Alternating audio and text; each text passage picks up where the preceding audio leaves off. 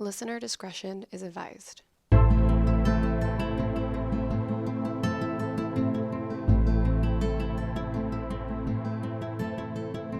Hello everyone, welcome back to the I Should Totally Be Dead Right Now podcast, where we tell true stories of survivors of true crime, natural disasters, and everything else in between. How's it going, Michelle? Good. Ba-bum. Awesome. Well, it's the heat has hit Oregon. Oh my gosh. We got to the 90s and I was dead. Yeah, thank God it cooled down today. Today it actually rained a tiny bit and I was, thank you rain. I missed you so much. We're just not used to it being super warm here in Oregon. We're so not. When it does, everything kind of comes to a standstill. Well, especially because we don't have AC here. Oh yeah, neither do we. So... And I woke up a couple nights and it's just so hot. I was just laying there and just sweating. I was like, I gotta move to the couch where there's a little more airflow or Exactly. Turn all the fans on, open the window at night. We're not used to that. Hot. And especially in June, it usually doesn't even get warm until after 4th of July. Exactly. So we've been dealing with that, but it's fine. It's good. Maybe we're making it through. We're surviving somehow. Exactly. So this time I made the drink because it was so hot and we're recording in the morning, of course. So we wanted something a little refreshing. Yes. And the cocktail we have today is called Pineapple Raspberry Rum Refresher. And what's in that is, of course, pineapple juice, coconut water. You muddled some raspberries at the bottom of the glass and put some rum in and put a little bit of mint on top. Ooh. Good to go. I think this would be a perfect hair of the dog cocktail where you wake up in Hawaii, hopefully. You're a little bit hungover from partying too hard.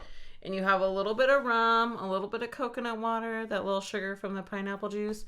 Ba-boom. Yeah. You're feeling good as new. Yeah, the coconut water is really refreshing and ooh. Yeah, it's not real sweet. You kind of expect it to be almost like a pina colada or something, and it's not at all. But super tasty. It's very light. And we've had a couple of them, and I'm at the bottom of yet another glass. Yeah, they're very tasty. So give that a try because definitely recommend it. All right, should we jump into it? Fuck yeah, we should jump into it, Caitlin. So I have two stories. They're short, but they're the same, pretty much same theme. Okay. And it's kind of going on theme already. Ooh, I wonder if my story fits in with it. We'll see. Because I bounced all around, and then finally I was like, nope, that's the one. Okay. So we'll see. I will be so amazed. Anyways, okay. It's not at all. So this story is about Stephanie Wilburn. Okay. And Stephanie is around 15 years old, and she lives in Oklahoma. Okay. And it's 2011. Oh, all right. And she's on a softball team. And it's a beautiful sunny day, and she's at practice. Oh, our little Caitlin. I know. Well, you still play softball. I played last night. Oh, damn. Did bad. We lost. That has been my experience with all of softball, is I do bad. You got a home run. All right, sorry. Okay. Back to our girl. So it is about an hour and a half into practice, and she started to feel tired, but unusually tired. Fatigued more than she thought she should be. Yeah. And she remembers thinking, just push through it, be strong, Yeah, as we all do. Don't be a wimp. You just got shitty sleep last night. Yeah. But that's what I do. This day, it was a little over 100 degrees outside. But the next thing she remembers is she's now lying on the dugout and her coaches are saying if she's okay. Oh, gosh. Stephanie has now stopped sweating and now has turned pale and gray. Oh. Steph is now suffering from a heat stroke. Oh, gosh. And a heat stroke occurs when the body becomes unable to control its temperature and raises rapidly. I thought I was going to have a heat stroke. Joel was like, one day this afternoon, and I was like, it's the hottest fucking day of this whole week, and you want me to go on a stupid walk with you? It's the first walk I've been on in a year. And I swear to God, I got there's this hill in the neighborhood behind us that we always walk. Yeah. And it goes straight up, and it's in the direct sun. And by the time we got to the top of it, I was not sweating anymore. And I was like, we're going home.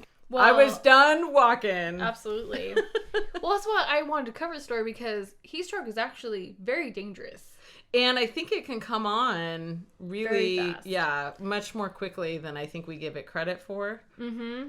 So the sweat mechanisms fail, and the body is unable to cool down. So common signs of heat stroke is a throbbing headache, dizziness, lightheadedness, lack of sweating despite the heat, red, hot, and dry skin, muscle weakness or cramps, nausea, and vomiting. Oh, And there are different types of heat illness. okay. So there's kind of 3 tiers of heat illness. Okay. The first one is heat cramps. Heat cramps, which are involuntary muscle spasm that usually occur during heavy exercise in the heat. Okay, so maybe you mistake it for like a stitch in your side? Probably. Could that be? Mm-hmm. Okay, but I actually found out what a stitch in the side is caused from. What? So Not breathing normally correctly? it is not. It's like, because our normal respiration Mm-hmm. is anaerobic respiration, where you're actually using your oxygen. Mm. But when you have a stitch in your side, your body has switched over to anaerobic. Oh. So normally it's aerobic respiration, and then anaerobic means you're not using oxygen. So you're actually using other things in your body, which creates that stitch in your side. So when I started jogging, I was feeling that stitch in my side because I was like, like not breathing correctly. Yeah, So you you're have to, not like, breathing breath. deep Yeah. enough. And so your body switches over to how it's getting its energy. The next tier is heat exhaustion, Okay. which is when the body is heavily sweating with a rapid pulse. And if you do not cool down the body, then that's when the heat stroke occurs. So you're going through these stages. So she was probably, our Stephanie was probably in heat exhaustion. Right. Pushed herself because she was thinking maybe she was just feeling tired. Yeah. And then ended up with heat stroke. Exactly. Oh, okay. So she went to the hospital, and under the care of doctors, it took her weeks to recover. What? Yeah, she had multiple MRIs, EKGs, blood tests, hormone tests, and even more. Oh my gosh. She has to see a neurologist regularly due to the brain injury that was caused by the heat stroke. And she has to take seizure medication twice a day. Is it just because she had so little oxygen? I mean, who could say? I'm not a fucking I honestly doctor. don't know, but she, in the story, said that she went to practice, like, hydrated. Like, I don't know. No, man, the sun, you gotta treat it with respect. But the thing is, since she had a heat stroke, she is now more susceptible to heat illnesses. Oh, that's interesting. Yeah, so that once you got it, now It it's can just happen easily, again and again. more easily. Oh, wow. So that fucking sucks. That does kind of suck. So even keeping hydrated, they say, may not even be enough, and you have to really pay attention for those stress in your body, Oh, those signs. So in college, she even on really hot days in Oklahoma, she has to have security like take their car and drive her back and forth from classes to her dorm back and Wow, such. because like just walking through that much heat and that long can exhaust her. Yeah. Oh my goodness. So this really took a toll on her. They had a GoFundMe for her just so she could help pay for custom made cooling shirts and cooling equipment like blankets, shirts that have, cooling technology to It's keep time her to cool. move to the north, Stephanie. Probably. Come to Oregon. Yeah. Just not in Well, summer. it gets hot like twice a year. Yeah, So. exactly. So they were hoping to get 1,500. They actually got 16. Dang, all right. So that was able to buy her, The cooling clothes she needed. Exactly. So actually, there are 2 different types of heat stroke. Interesting. I didn't know so much about this. I Thank you, know. Caitlin. Be careful, guys. So okay. I mean, it's so crazy because different states, like over 100 degrees, that's normal in the summer. And I Yeah. couldn't even imagine. Like, it was 90 here and I was dying. So I couldn't even. I remember going to Florida, and I think it was like January, and just getting off that airplane, and just my breath was taken away because I just was not prepared for the heat. And that Yeah. isn't even in summer. I went to Florida in February and it was still really humid and hot. And Yeah. I couldn't even imagine the summer. All right. So these are the two kinds of heat stroke. There's classic and exertional. So classic heat stroke hits very young, the elderly, the overweight, and people suffering from chronic conditions like uncontrolled diabetes, hypertension, also alcohol and certain medications can increase susceptibility as well. You know what always used to bum me out? Every year we would go to NASCAR. Yeah. Down in Vallejo, and it's right at the end of June. It's in kind of an area that's very hot in general. Yeah. And you can drink and drink and drink and drink all day long and never feel drunk. Really? It's just because it's like so hot. And then one time my mom brought a little bit of wine, and then it was like the opposite effect. Oh. Where she had like a half a glass of wine and was just like drunk as shit in 1 second. Oh, wow. It was crazy. Huh. But it's like me, I drink Coors Light from morning until night, and... Well, that's your problem. It's Coors it's Light. true. No, but they have like Bloody Marys and vodka lemonades, and I'd be drinking those as well. And never a buzz. Really? All right, the second kind is exertional heat stroke, and this really pounces on the young and fit. Oh. So no one is safe. So no one is safe. So the young and fit, so like marathon runners, cyclists. So other athletes sometimes push themselves. That used to be known as like fever of exercise, and it's now called exercise-induced hypothermia. Oh. So this is where the internal temperatures typically hit 100 to 104 degrees. Oh, wow. Heat stroke, can pretty much, you're kind of cooking yourself because your internal body. You are cooking yourself. So that could lead to organ failure, brain damage, and a lot of people actually die from heat stroke. And I think I have that. I do know. I took a first aid class kind of a while back, and what he said is a lot of times, people want to feed you like Gatorade and that type of thing.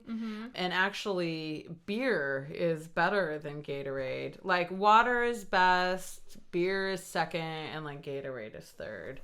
Is kind of what he told us, because it has more stuff in it, like more nutrients, I guess. And the key is to sip it slowly. Like, don't roll into shade and then gulp down a huge thing. You're not going to be able to manage your heat exhaustion that way. Right. You got to just sit in the shade, be very still, and just take slow sips. Just consistent slow sips until you slowly bring your body temperature back to normal. Well, during 2004 to 2018, on average, 702 heat-related deaths occur in the U.S. annually. Wow. That's a lot. It is a lot, I think. I mean, I guess there's millions of people, but just because of the freaking heat. And since 1995, 3 high school football players a year on average die of heat stroke. Oh, my God. So I would say student athletes, Yeah. It's crazy. That sucks. Being young. I mean, because Stephanie was at her top physical peak, young and fit, and just thinking maybe you're just feeling tired. a little bummy and just push through, and oh gosh. End up, needing to take a ride to class, and you can't deal with heat. Like, it's just crazy. Yeah, well, and it sounds like she's going to be having to deal with this for the rest of her life. Which is really sad. That sucks. I feel super bad for her. Yeah, that's super. But at least she survived, because a lot of students don't survive it, and that's just become aware of the sun. The sun is not evil. Well, no, and I think it's just so easy to be like, nah, it's nothing. I'm just gonna keep on going. Right. And and that was actually my tendency on this stupid walk. And granted, it was like the shortest walk ever. I mean, it wasn't even. It was like one time around the block. I mean, I think it's like a mile total. And I had to cut it short, and because by the time we got to the stupid top of the hill, I could just feel the pulse in my face, and like my face felt puffy, and then the sweat stopped, and I was like, yeah, we probably should just go home. Exactly. So that was the classic, not exertion, because Yeah. I don't think I'm in Young and fit. Yeah. That's where I was going. Sorry. Same though. I mean, Same, girl, same. like I told Michelle I woke up with a headache today, and I'm like, I ate healthy yesterday and didn't even drink. Like, What the hell? my body's just like, ugh. I should be rewarded, not sent with a headache. Exactly. Okay, so I have another short little story. Okay. I'm sure you know what this is about. Heat exhaustion. No. Heat stroke. I'm sorry. Duh, Michelle. Oh my God. That's the second tier. I just explained it. We're on third tier, bitch. We're on third tier. So this story's about Joey Azuela. Joey Azuela. I mean, I could say that wrong too, of course. I'm probably also saying it wrong, but here we go. He's 14 years old and is hiking with his dad in Arizona and is around 103 degrees. Fuck my life. Right? That sounds like the worst. So on the way up this mountain, he threw up, and in hindsight, he kind of thought like, oh, this is a red flag. Time to call it quits here. Yeah. He said, but on the way down, he felt weird, like he was floating. So they head out on the trailhead. Yeah. They go for a little while. He pukes a little bit. Yeah. I'm feeling better now, Dad. Let's keep going in this 103 Arizona heat. Yeah. They get to the top, and then they turn around and come back, and now he's feeling weird. Yeah. Okay. Yep. And his dad wanted him to go faster, so he was kind of pushing himself more than he probably would have. Just like, you know. Maybe it's like we got to get back to the car because it's so effing hot. Mm-hmm. Once they got back to the parking lot, Joey collapses on the hot asphalt. Oh, gosh. Which is probably even hotter than 103 degrees. He was taken to John C. Hospital. Then he was flown to Phoenix Children's Hospital. They had ice all over him and even had a machine that took his blood out, cooled it, and then put it back in his body. Oh, my gosh. His body temperature reached 108 degrees, and his heartbeat went up to 200 beats per minute. Oh my gosh. And so you're cooking yourself. You're Cooking yourself. It's so crazy. So he was out for several days. So he was like in a coma. Completely unconscious. Yeah, unconscious for several days. And then he spent 11 days in the hospital. Oh. His mother had to change his dressings from all the burns. So he had burns all over his legs and arms from laying on the asphalt. Oh my God. Right? Joey. I know. So she had to dress his burn wounds for 10 months. Oh, that's how bad they were. Ugh.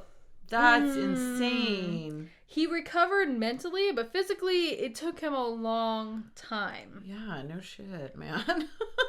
So, I mean, he recovered, but it's just so crazy how these young, athletic kids are just, boom, son, done. You know? Oh my gosh, yeah. That kind of rhymed. I'm not, yeah. Son and done. Son and done. It just, I don't know. I burn within 5 minutes of being outside. Like, my skin, like, it burns, and then it peels, and then I'm just white. Like, there's no tan, there's no cute, like, little sun-kissed glow. No. Not for Caitlin. Not for Caitlin. Burn, red, white, boom. I do. Well, I eventually tan, but I always burn first. You know, I always think of those, like, photographs where you can see, like, all the sun damage and stuff. And it's like, I never want to see one of those of myself. I used to get sunburn all the time. Really? Like, growing up, it's like, sunscreen, whatever, and you're dumb.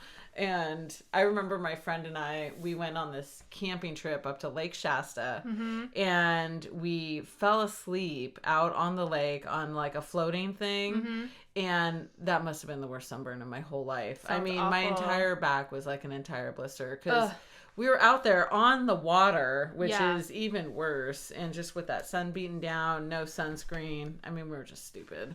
Well, that's how I was a few summers ago. We went floating, and I put sunscreen on the top, but I didn't put it on my legs. And my legs, like, they were so swollen, I couldn't wear pants. And because the heat was so trapped in it, I had to wear, like, it was really bad.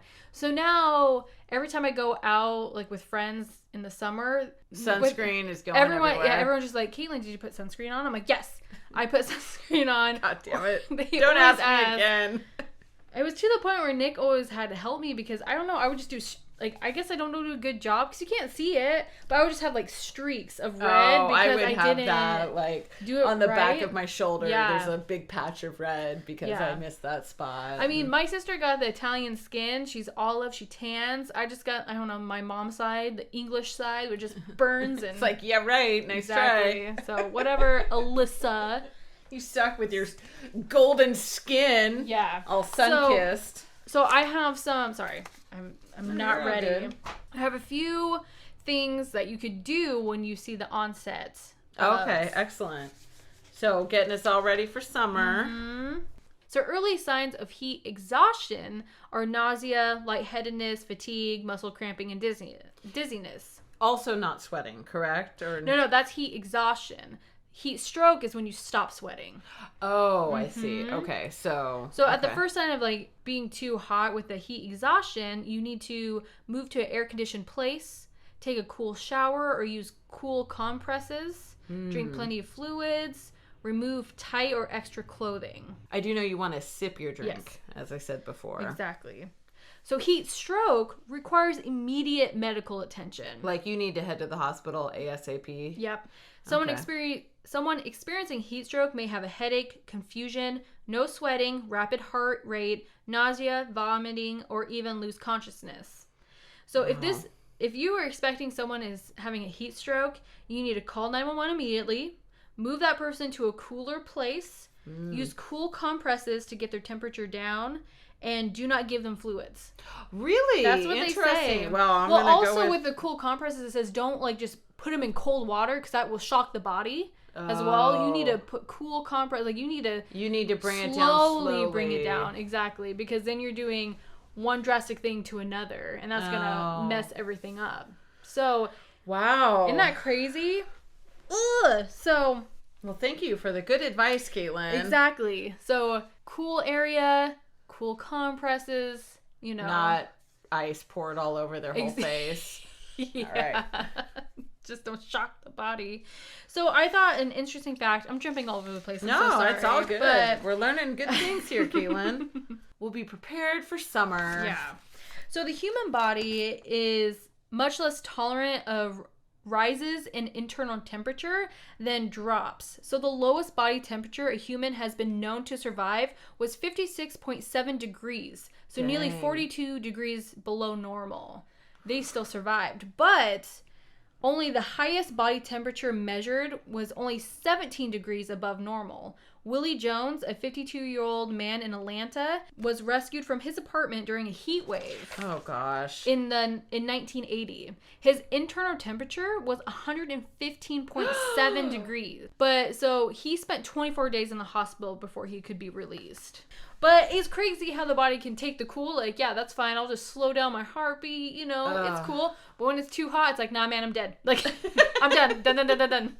Well, I think you're right. You're cooking yourself a little bit. You're slow roasting. You're slow roast, yeah. A nice, roast, nice medium rare. Yeah, exactly. That's so crazy that the sun can just do that much damage. So please make sure you guys are hydrated. You're wearing sunscreen. You have shade available to you. Just take care of yourself. Yeah. And if you're feeling tired and you're beginning to feel weird, don't push yourself. Exactly. Just find some shade. Especially if you start cramping. I'd be like, that's the first sign. Because like the heat cramps, like, ugh, no. We're done. Yeah. I'm going to sit here for the rest of the hike. Exactly. Your turn, Michelle. Yeah. Well, I was also thinking of the sun. Oh my gosh, are you serious? I wanted to find kind of a vacation, good times. I'd kind of look at some camping. Good times. Okay. Well, this is less good times, but it's vacation-y. So this story is about the Ananias family. So we have mom and dad who are Jean and Georgia. Okay. It's 66 and 63. Okay. And then we have their grown daughters, Valerie and Cindy, who are 32 and 25. They, in fact, have another daughter, 30, but she had just gotten married, and she was not part of this family trip. She's on her honeymoon, man. Yeah, she's having a good time. The Ananias family was setting off on their dream vacation on the luxurious Costa Concordia, which was a giant cruise ship.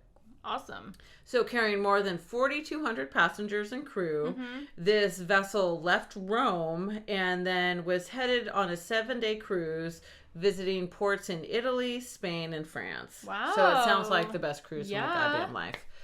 But unfortunately, instead of going to all these ports of call, the ship slammed into rocks on the first night. Oh! That's a very short trip. Yeah, poor things. So this is the story of this poor family's survival on this cruise ship. Oh, God, survival? Like run aground. Okay. I just So- thought like they would hit rocks, be like, everyone get off. We have to. Nye. Oh. That is not how this Nye. went. Okay. So Dad, or Dean, was they were all sitting in the dining room, and they noticed that the theme music from Titanic came on. And he remembers commenting to his wife that maybe this wasn't the best song that they could be playing on a cruise ship. Is it the My Heart Will Go On, or one like the instruments were playing while the boat was going I down? suspect it was My Heart Will Go On. But they just remember kind of like, why would they play It's like this? very, yeah. Yeah, and they were like, turns out it was more right than they knew. Oh my gosh. Ugh. So a short while later, while they were eating their salads, they heard a rumbling, and the ship started vibrating like there was a mini earthquake. Okay. And they were like, what the hell? Next came a super loud bang, and then lights started flashing. The guy next to them at the next table sort of bolted for the door with his wife hurrying behind him. And there's like, okay, they're Like gone he now. knew. Yeah, I think he was like, uh-oh, something's not right. And the table on the other side of them was just a mess of screaming kids. So over the PA system, they heard an announcement, which at first they couldn't understand. Because it was first in Italian, then in French, and then in German, and then finally English. Oh. What it said was, there's nothing to fear, there's just an electrical problem. Oh. So they were like, okay, all Were right. the lights still on? The lights were flashing. Oh, I see. At this point. But meanwhile, the ship was actually starting to tip. And things on the upper levels were beginning to like fall off the Oh my gosh. shelves and that type of thing. So passengers started to panic. So they were pushing and shoving their way out of the dining room, and then they started sliding on the slanted floor. It's just like that movie Poseidon. Is that what it's called? Is that the one where it's like... Where everyone, and the... Yeah. Yeah. Yeah, it's like that. It's like that. The family waited for the stampede to clear out because they really wanted to stay together. They didn't want to, like, one person go off to the upper deck to see what's going on, another person goes to their room, Right. who knows what. People were freaking out all around them in lots of different languages, all rushing for doors. Yeah. A waiter motioned them to take the service stairs up to the lifeboat deck. But once they got up there, things were not much better there. So normally on cruises, they do a drill on the first day that's like, if there's an emergency, you guys need to do this. This is what you do. This is where the life jackets are. This is where the lifeboats are. These are all the protocols that you need to follow in order to get out safe. Right. But this crew did none of that.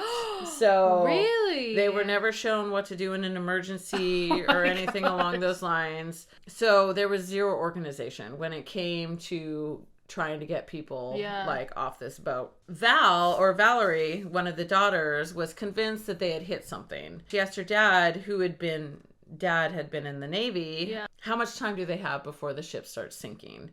And then they noticed, they were kind of like looking around, wondering how long it was going to be until they go down, that everyone else had life jackets. And they, in fact, did not. Oh my gosh. So while they had waited for that stampede to pass out of the dining room, everyone had raided the life jacket bins, and now those bins were completely empty. They didn't even have enough life jackets?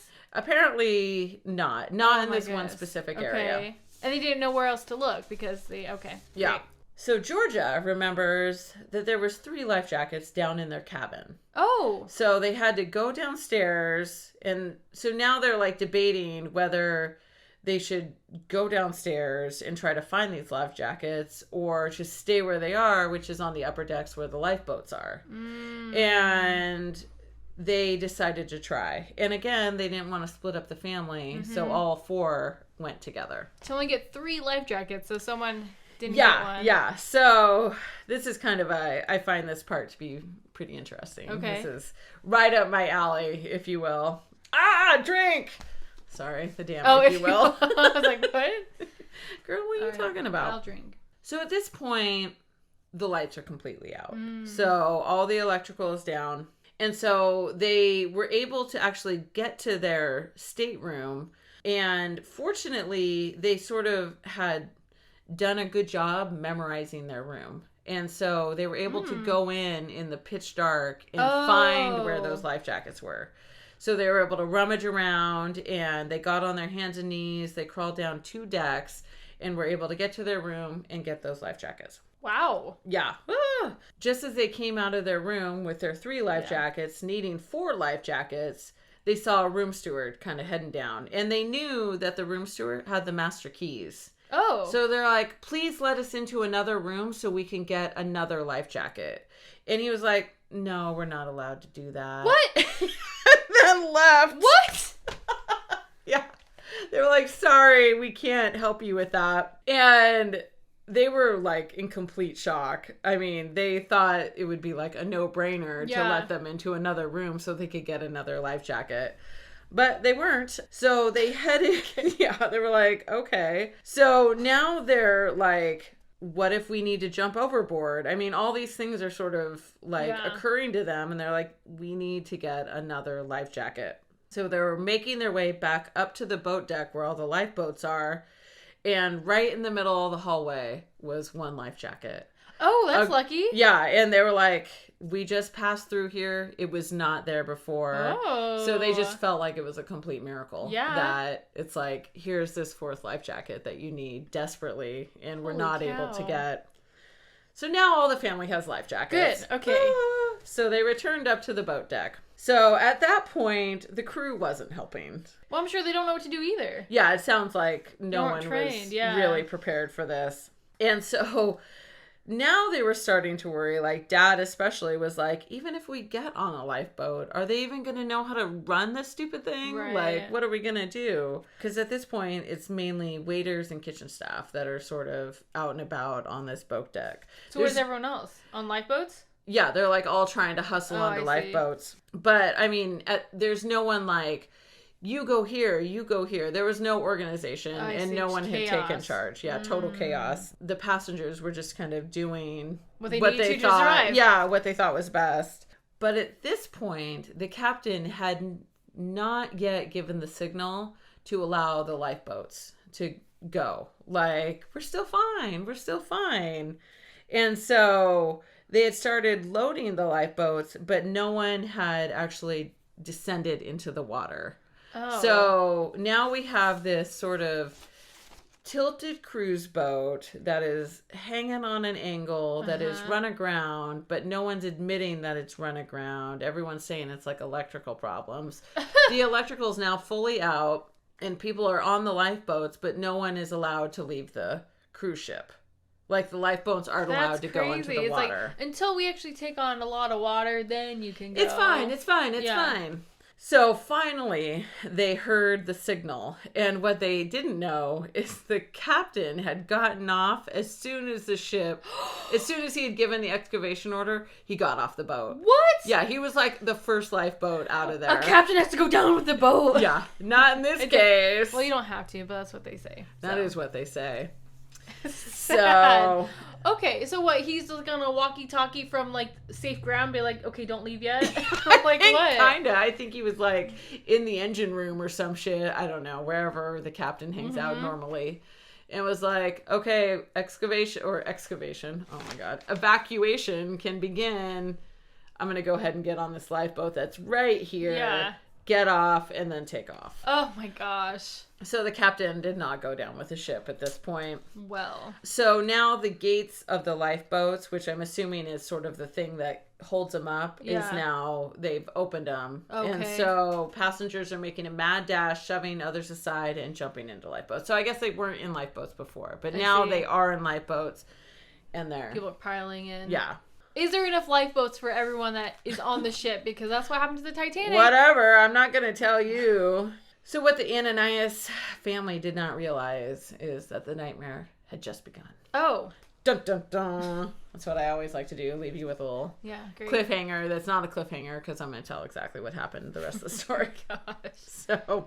So they were struggling to get onto a lifeboat. So each of these lifeboats held about 100 people. So they weren't like tiny little lifeboats that you think of where like 3 people are in them. These are pretty significant lifeboats. So they finally get into a lifeboat, Oh, the okay. whole family together. That's relief. And they start trying to lower the lifeboat down. Uh-huh. But because the cruise ship is tilted the opposite way, they're scraping the side of the cruise ship the entire way down. Oh, no. And they keep trying to, like, use a pole to sort of push them away from the cruise ship so they could sort of more free fall into the ocean in their boat. But they just can't. And so about halfway down, someone yells, "Stop!" And they sort of instantly knew that they weren't going to be making it off the boat in that lifeboat. What? So they have to bring them back up because the ship now is too tilted. They can't get down. They just can't get down. Oh my It's like just scraping down, trying to go downhill when you just can't. Yeah. So that is not people who have fled a sinking ship. That's not what they want to hear. No. They don't want to hear that they got to get back onto the boat. So now they're getting pulled back up, and 2 crew members started grabbing and yanking at them and sort of bringing them back onto the boat. So now the deck is sharply angled. Yeah. So it's not like they're just getting off this boat and gonna just walk across the deck down to like a lower deck or to a different deck. It's like almost completely on its side. It's not quite on its side, but it's angled pretty drastically. So we're probably at like a 45-degree angle. I see. So one poor woman who was trying to get onto the deck, like, severely twisted her ankle. Aww. And they were trying to help, but it kind of got to the point where it's like, we're not going to be able to help all these people. Let's just focus on our family. Let's keep our family together and just try to do what we can. Mm-hmm. People were screaming and crying, and Mom remembered saying to herself, "You're never going to be able to help them all. I have to concentrate on saving my family." That's a hard, sort of choice to make. Yeah. I guess, humane. I know, Or it's human- hard. yeah, It's like, are you going to, die trying to save all these other people? Yeah. So they kind of heard amongst all this, movement and everyone, all this chaos, that lifeboats on the port side, which is where they were, are not being launched, that lifeboats on the starboard side were still being launched because they could easily make it down to the ocean. Right. So now they need to try to figure out how to get to the other side of the ship while it's completely angled. Ugh. Yeah. It's total craziness. It's like a giant slide. Just trying to... Yeah, that's exactly correct. So they started inching towards a corridor that led to the other side of the boat. And they got about a third of the way there when they started hearing glasses breaking and plates crashing. And all at once, the ship rolled even more. So they were probably like at a 60-degree angle before, and now they're at the full 45 degrees. Oh my gosh. And so they pretty much gave up trying to reach the other side and just went for high ground.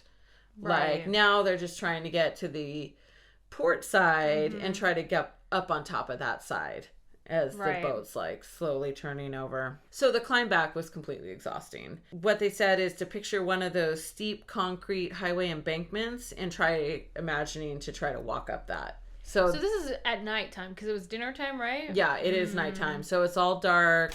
They're out kind of in the middle of the ocean. I mean, not so far out in the middle of the ocean, fortunately. Right. Well, maybe unfortunately, because if they were further out, they wouldn't have hit the rock. I mean, can they jump on the rock? I mean, No, okay, at this point. And what they are concerned about is getting essentially pushed down by the boat. Right. As it's the sinking. Suctions. Yeah. And so they don't want to be in the water anywhere near. And actually, I didn't say this before, I apologize. This is January of 2012. Oh, and okay. so it's actually quite cold out. Oh. So even though they were on this amazing Mediterranean cruise. Yeah, it's cold. It's pretty chilly out. The most recent roll of the ship had made it so the deck had now turned into a wall. I mean, so everything was kind of, and they were walking along the walls. One of the girls had actually grasped rails and it was like hanging on monkey bars. Wow. I mean, just so she's swinging her feet to sort of get up and sort of be able to keep on going. Holy cow. Yeah.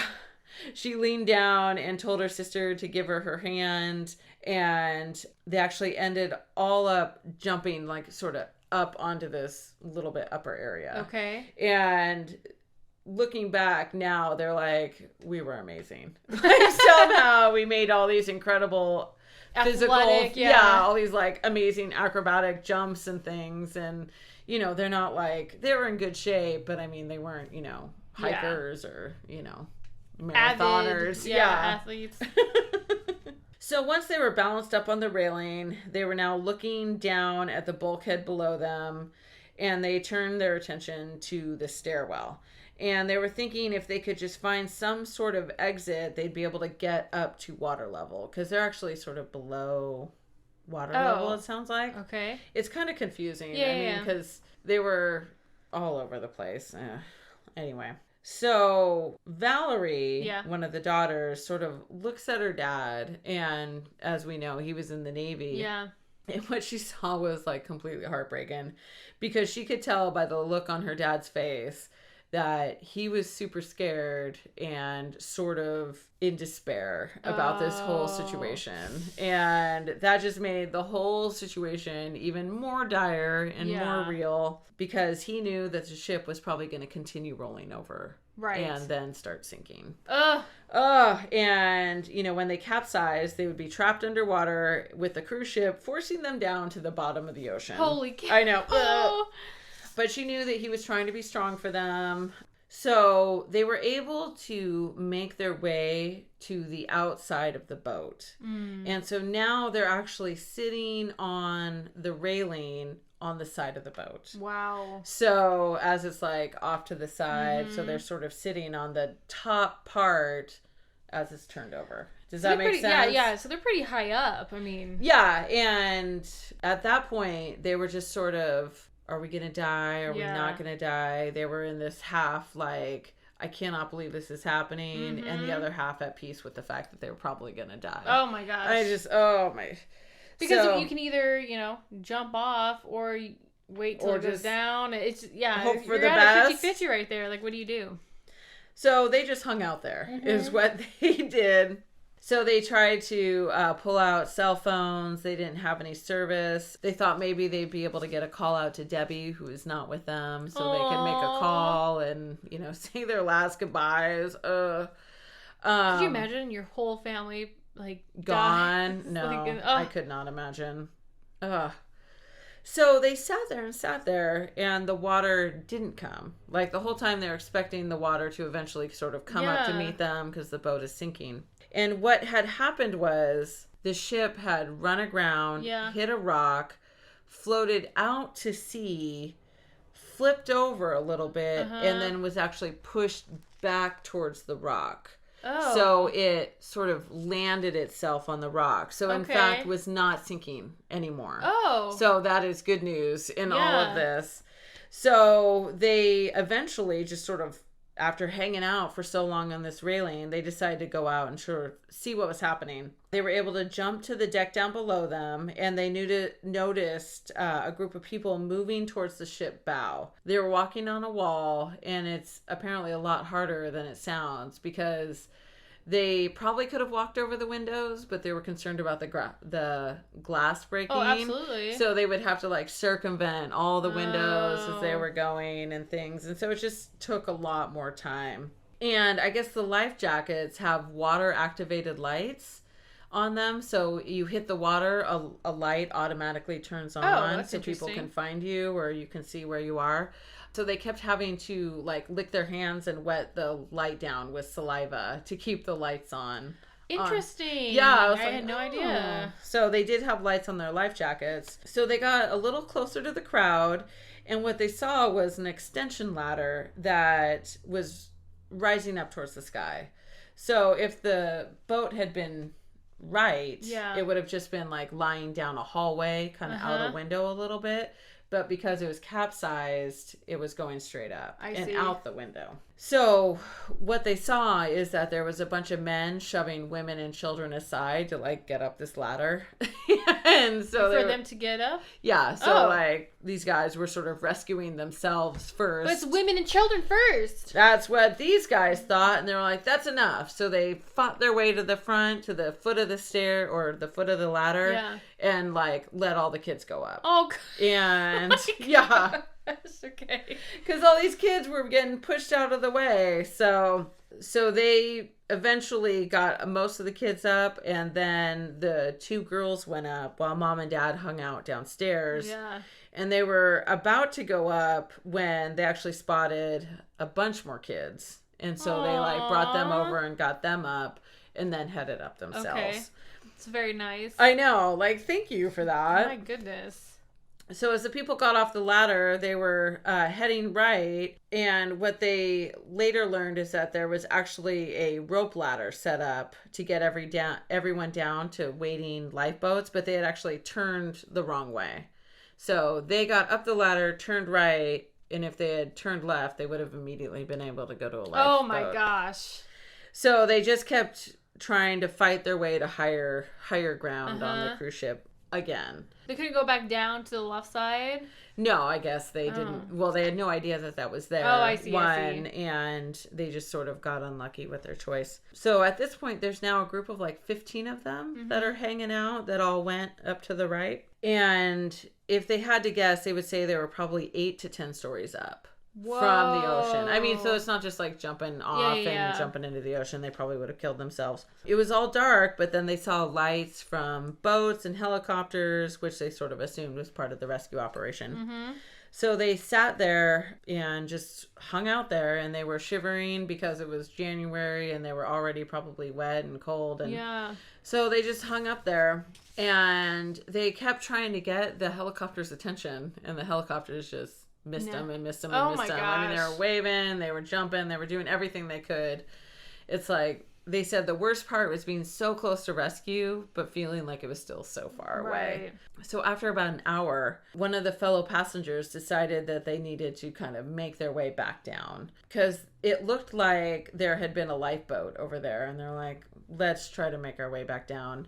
He seemed pretty excited about it, and then they noticed that he had a dark jacket and dark pants on, and they were like, are you a crew member? And he's like, oh no, I'm an architect from Vienna. So just a little side. And they said they should have figured it was a passenger and not a crew member, because no crew member had helped them at any point at this in this like crazy adventure. Maybe adventure is not the right word, but sorry guys. So they eventually, it was a couple guys got down, and then they helped Valerie and Cindy down, and they were sort of able to scoot their way down to a small area where there was more lifeboats. So the plan was to scoot down to a small area that was actually kind of in the middle of the ship, the middle of the outside of the ship, not inside. And they were able to use these thin ropes that hung down the side of the ship, that they were able to sort of guide themselves down and then jump into the lifeboat. Okay. So Georgia was like, nah, I can't do that. I'm not going to be able to do that. But she did all these other stuff. Oh, I know. She's been like a freaking athlete this entire time. But she quickly realized that this was her only chance off of the boat. So they found themselves directly above the lifeboat. And this was the first time they saw an actual crew member since being ordered off the lifeboat the first time. And what amazed them is he was actually taking a smoke break. So there he sat on the side of the ship at 2:30 in the morning, calmly having a cigarette while the passengers were trying to evacuate. So they grabbed the nearest rope and then let themselves down into the lifeboat. Yay! And together, they survived. Oh my goodness. Yay! There was more chaos and insufficient provisions on the ground. Eventually, the Ananias family made it home, but 32 passengers died on that ship. That's so sad. I have a little follow-up. Let's... Oh, yes. So, on this, according to this one, actually 33 passengers, or 33 people died. 27 passengers, 5 crew members, and later 1 member of a salvage team. So, because many years later, I think it was like 5 years later, they were actually able to raise it Oh. Because it sat there for the longest time. Yeah. So they were able to raise it out and they salvaged it. So it was all used for scrap. So they went in, they got all the oil and gas out of it, and then they just started pulling it apart for the metal. That it was never to sail again. So there was about 300 passengers total that were left on the sinking vessel. And they found out that there was many shortcomings in the procedures followed by the crew. And the captain actually he was arrested. So what he said was that he fell off the boat and into a life. He fell off the boat and landed in a lifeboat. But he was actually told later to get back on the boat, and he refused. So he was found guilty of manslaughter and was sentenced to 16 years in prison. Whoa. Yeah, because he did not handle that well at all. I mean, I understand. Okay, you don't have to go down with your ship, but at least be the last one. I don't know. And make sure everyone else is off. It took a really long time for him to give the okay to evacuate. Yeah, to evacuate. I keep wanting to say excavation instead of evacuate. I don't know. So, because if they had sort of said something sooner, they think they could have gotten a lot more people off the boat in a much more safer way. Because a ton of people were stuck were not able to get, pretty much anyone on the starboard side was not able to get off the boat. But they did. They did eventually. They had to get off of their lifeboat and then get up and out and the whole way. So the 300 people that were left on the boat got rescued somehow. Yeah. I see. Except for the poor 32 people who lost their lives. So they say the total disaster cost is around $2 billion. Whoa! Between the victim compensation, refloating, towing, and scrapping costs. The initial construction costs were $602 million, and so it well exceeded its demise. That's cost crazy. A lot more. I guess most passengers received a compensation of 11,000 euros. So was that about $20,000? Dang. About 65% of the survivors took the offer. But there is, I don't know if there's still a class action suit. It's still going on, but there is a class action suit. Oh, wow. Against the company who is Carnival. Oh, Carnival. Yeah. Wow. It's a subsidiary of Carnival. I see. So as you're heading out to your vacations this summer, just think of that. It was the first day. I know. Can you imagine? You didn't even make it to any ports of call. Yeah. Oh. The first day. Yeah. That sucks. That would suck. Well, okay, yeah. With cruises, they do that whole, before you even can go to your room or anything like that, you, can put your stuff down and then go and then you do, a safety drill, right? Yeah. And you have to do it. They won't let anyone go back to the rooms until everyone is there to go through it. Could you imagine going, sitting there after this earthquake has happened, and you have to listen through 3 different languages before you can understand what's happening? Yeah. And then being told that it's fine. Yeah. It's just an electrical problem. Everyone else is running. You're like, is it what? fine? It doesn't feel fine. Oh, Lord. I've never been on a cruise, but I have never actually been on a cruise myself. Yeah. I feel like they'd be fun. I mean, except for this thing, but yeah. Well, only thing, also with the COVID, because the air was circulating, whatever, so everyone was getting sick, and they had to, they just left them on the boat. Them on the boat, and Terrible. So if you didn't have it, you were getting it. Yeah, exactly. Yeah, wasn't it 600 people or something like that? I think so. So I don't know. And then Nick doesn't like to be. He doesn't like to be out in open ocean and not be able to see any land. He doesn't like that. That is actually Joel's. Oh really? Yeah, aversion to cruise. He's like, I never want to go on a cruise because Yeah, you are just in the ocean, open ocean, and who knows? And that is a bit of a fear of his, which I get because I have it as well. I think a cruise would be fun though. I think a cruise would be a blast. Eat and drink as much as you want, and go shopping, and have all pools on the boat, and everything. Go swimming and. Delightful Indeed. So we'll see. Maybe someday. All right. Well, thank you so much for listening, and please be wary of the heat and cruises. I guess. And we like to do what we can. Yeah. So thank you so much. You can follow us on Facebook and Instagram, and our website, I should totally be dead right now.com. And yeah, we would love to hear any drink suggestions or any stories that you guys may have.